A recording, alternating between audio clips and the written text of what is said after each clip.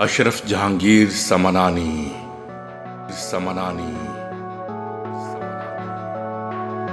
غوث العالم محبوب یزدانی تارک السلطنت سلطان مخدوم میر عہد الدین سید اشرف جہانگیر سمنانی جو بانی سلسلہ اشرفیہ ہیں، 8ویں صدی ہجری کے سلسلہ چشتیہ کے مشہور و معروف بزرگ ہیں۔ آپ ملک سمنان کے صوبہ خراسان کے دارالسلطنت میں شہر سمنان میں 707 ہجری کو ایک بزرگ کامل اور سمنان کے بادشاہ سلطان سید ابراہیم کے گھر پیدا ہوئے۔ مخدوم سمنانی رحمت اللہ علیہ نے اپنی ابتدائی تعلیم اپنے والد ماجد سے حاصل کی۔ 7 برس کی عمر میں 7 قرأتوں کے ساتھ پورا قرآن کریم حفظ کیا اور 14 برس کی عمر میں تمام علوم متداولہ میں عبور حاصل کیا۔ 17 سال کی عمر میں سمنان کے بادشاہ بنائے گئے۔ آپ کے دور حکومت میں سمنان عدل و انصاف اور علم و فن کا مرکز بن گیا۔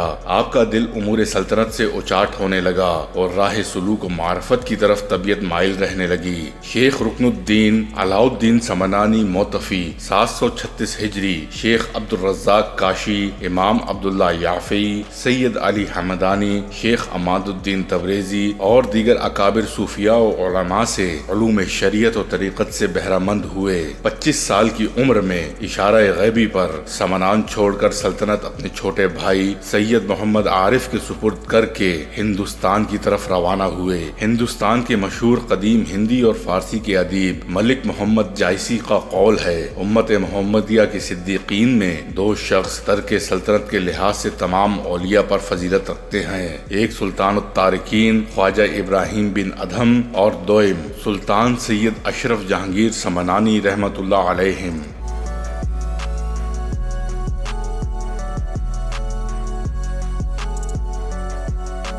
مخدوم سمنانی سمنان سے نکل کر سمرقند کے راستے ملتان میں اود شریف پہنچے۔ یہ مقام اس وقت مخدوم جہانیہ جہاں گشت سید جلال الدین بخاری کی وجہ سے رشد و ہدایت کا مرکز تھا۔ مخدوم جہاں کی خانقاہ میں 3 روز تک مہمان رہے۔ مخدوم سمنانی کا بیان ہے کہ مخدوم جہاں نے آپ کو اکابر مشائخ سے حاصل ہونے والے تمام روحانی فیوز و برکات اور سلسلہ سہروردیہ کی اجازت اور خلافت سے نوازا۔ وقت رخصت مخدوم جہاں نے فرمایا، فرزند اشرف جلدی کرو اور دربار شیخ علاء الحق میں حاضر ہو جاؤ، وہ شدت سے تمہارے منتظر ہیں۔ مخدوم سمنانی دہلی سے ہوتے ہوئے بہار شریف پھر وہاں سے بنگال پہنچے۔ صوبہ بنگال میں ضلع مالدہ میں مقام پنڈوا شریف کا مرکز رشد و ہدایت بنا ہوا تھا۔ شیخ علاء الحق پنڈوی نے شاہانہ انداز میں مخدوم سمنانی رحمت اللہ علیہ کا استقبال کیا۔ شیخ نے سلسلہ چشتیہ نظامیہ میں مرید فرمایا اور دیگر سلاسل کی اجازت و خلافت سے نوازا۔ مخدوم سمنانی شیخ کی خدمت میں 12 سال رہ کر کثیر مجاہدات اور ریاضیات کے ذریعے منازل سلوک و معرفت کی تکمیل فرمائی۔ 832 ہجری تکمیل سلوک کے بعد اپنے شیخ کے حکم سے مخدوم سمنانی رشد و ہدایت کے لیے بنگال سے شیراز و ہند، جونپور اور بنارس کے راستے سے ہندوؤں کے مقدس مقام وجودیہ کے مقام کچھوچا، جو اس وقت یوپی کے ضلع جونپور میں تھا اور اب ضلع امبیڈکر نگر میں ہے، وہاں پہنچے اور کچھوکا شریف میں اپنی خانقاہ قائم کی۔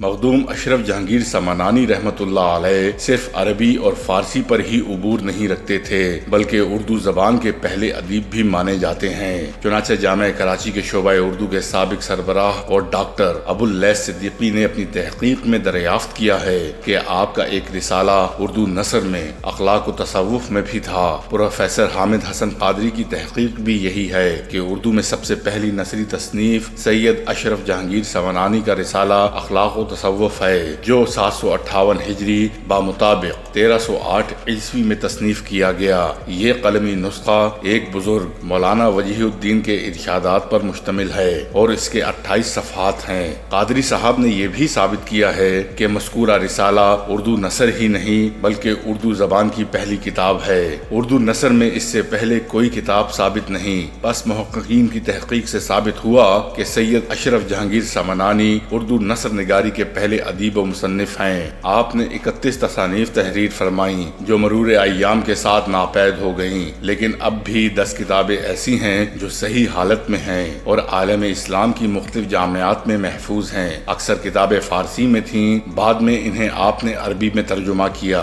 فوائد العقائد یہ کتاب فارسی میں تھی، بعد میں اس کا عربی ترجمہ کیا گیا۔ آپ کے خلیفہ و جانشین حضرت سید عبد الرزاق نور العین فرماتے ہیں کہ جب آپ عرب میں تشریف لے گئے تو بدوؤں کے تصوف کے مسائل جاننے کی خواہش کی تو آپ نے فوائد العقائد کا عربی زبان میں ترجمہ کیا۔ لطائف اشرفی لطائف اشرفی کو بڑی اہمیت حاصل ہے۔ یہ کتاب فارسی میں ہے اور اس میں آپ نے تصوف کے بڑے اہم اسرار و رموز بیان فرمائے ہیں۔ طریقت کے تمام سلاسل کے بزرگوں نے اس سے استفادہ حاصل کیا ہے۔ یہ کتاب دیگر جامعات کے علاوہ جامعہ کراچی کی لائبریری میں محفوظ ہے اور اس کا اردو ترجمہ بھی ہو چکا ہے۔ مکتوب اشرفی بشارت المریدین اشرف البیان محمد اشرف جہانگیر سمنانی رحمۃ اللہ علیہ نے 1727 ہجری میں قرآن کریم کا نسخہ اپنے ہاتھ سے تحریر فرمایا اور اس کا فارسی ترجمہ بھی تحریر فرمایا۔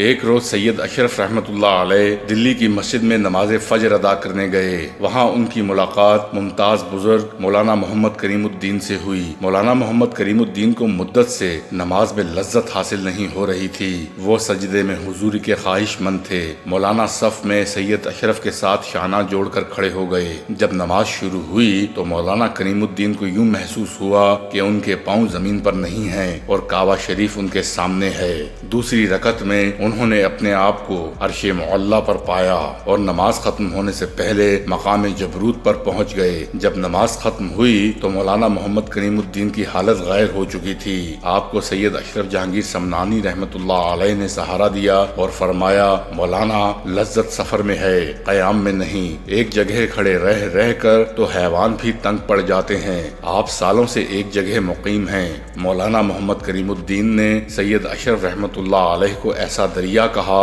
جس کا کوئی ساحل نہ ہو، اور آپ وہ شہباز تھے کہ کونین جس کے بازو ہوتے ہیں۔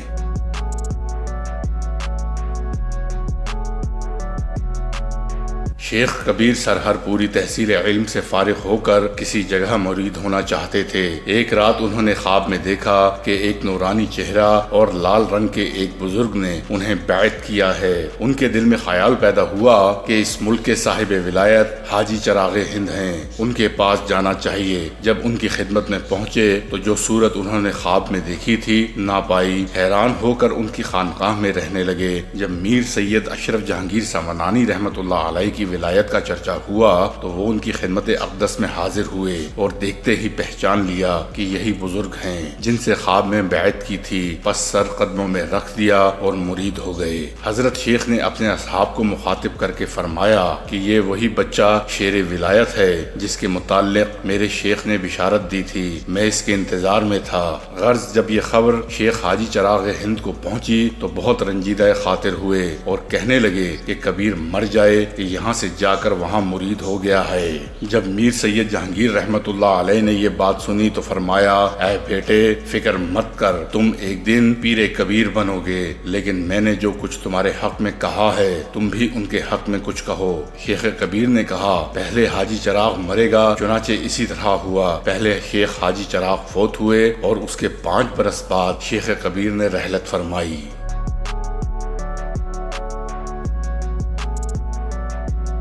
آپ رحمت اللہ علیہ نے 28 محرم الحرام 828 ہجری کو دائی اجل کو لبیک کہا۔ آپ کا مزار کچو کچھ ضلع امبیڈکر نگر صوبہ اتر پردیش بھارت میں ہے۔ آپ کا عرس مبارک اسلامی ماہ محرم الحرام کی 28 تاریخ کو ہوتا ہے۔ اس کے علاوہ پاکستان میں سلسلہ اشرفیہ کے سب سے بڑے مرکز درگاہ عالیہ اشرفیہ فردوس کالونی کراچی میں بھی ہر سال محرم الحرام کی 26، 27 اور 28 تاریخ کو ان کا عرس منعقد ہوتا ہے، جس میں جید علماء اور معروف قوال شرکت کرتے ہیں۔ یہی تھی آج کی ہماری ویڈیو۔ اگر ویڈیو پسند آئے تو برائے مہربانی ویڈیو کو لائک، شیئر اور سبسکرائب کیجیے گا، میری اور میری ٹیم کی حوصلہ افزائی کیجیے گا۔ ملتے ہیں اگلی ویڈیو میں۔